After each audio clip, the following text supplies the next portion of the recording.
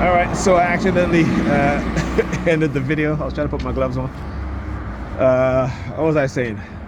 Yeah, you know, black Christians, they're white supremacists.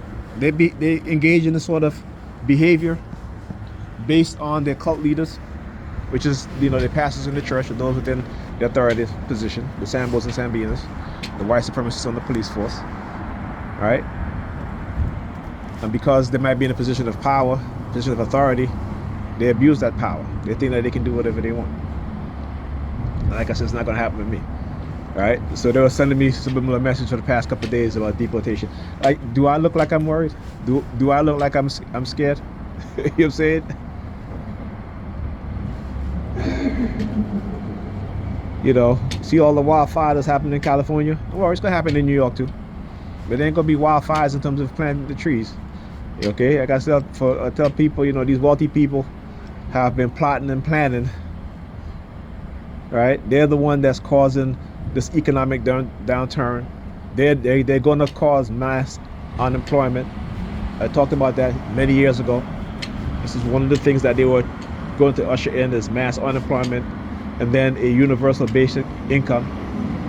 And why is that? Because of AI, artificial intelligence, because of robotics, where robots will be doing in certain sector, the vast majority of work will be done by robots. They don't have to pay them. They don't have to pay for health insurance. Okay? This is the greed of the white man and the white woman and the Sambos and the Sambinas. Okay? That they over the past 4 decades, they have thrown the American worker under the bus. See, white people think they're going to escape this. And for the most part, most of them will. But poor whites, they're not going to escape that, what's coming. Okay? As a black person, again, knowing what's about to happen, knowing that we're going to have one of the greatest transfer of wealth that's going to go to white people, $84 trillion. And a decade later, black people will have zero wealth, right? The little wealth that we have right now as a group of people, we have spending power, but we don't have a black economic power. Okay, there's a difference. And particularly black women have spending power, but they don't have we don't have black economic power, right? So as much as we pray to this God, this white man God, you're Christian or you pray to Allah, He ain't gonna say your God ain't gonna save you from the very same people that He has put in charge to destroy you and your children. The very same people who use the knowledge of our ancestors to improve upon themselves and to do what? And to degrade us as a people, to degrade our mind, to destroy our relationship, to destroy our families. And religion is the biggest tool. And black people find comfort in suffering. They find comfort in the destruction of their families. Right? Because they cannot let go of Jesus. And they may say, oh, he wants you to give up Jesus. Again, go and do your research. There is no Jesus in those times. Now, I understand if you want to use the word Yeshua, because, again, there were people named Yeshua. There were many different Yeshua. Yeshua was a common name. You could have been a priest with the name Yeshua. You could have been a commander in the army with the name Yeshua. Right? Yeshua was a common name.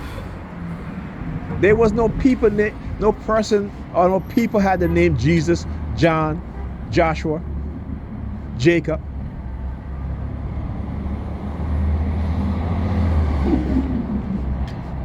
Okay? Why don't you go and Google the Septuagint?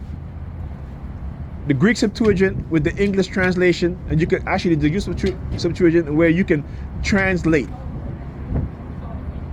the Septuagint word for word in its original form, in the original words. Right? Not the replacement words that they've done. And you can find out the meaning of those words too.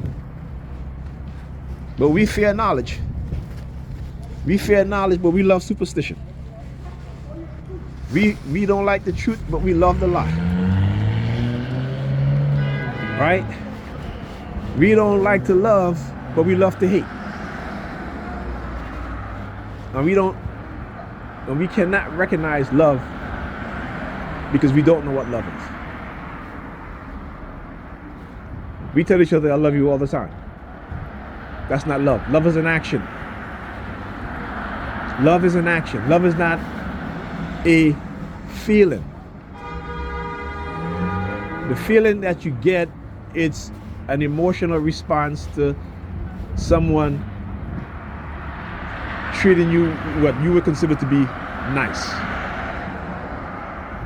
But when someone treats you good, meaning that they're going to tell you things that you may not like, you may not make you feel good, but you need to hear because it's for your benefit. Now, whether you choose to listen or not, that's on to you. But when you accept the truth, when people tell you the truth, you will know that they love you because they're not lying to you. That they're committed to being honest with you and being truthful with you instead of lying to you. Right? How many times do you hear people say, oh, I married my soulmate, only to get divorced 2 years later? Right? We use terminology because, again, you know, we've been conditioned with Disney fairy tale bullshit.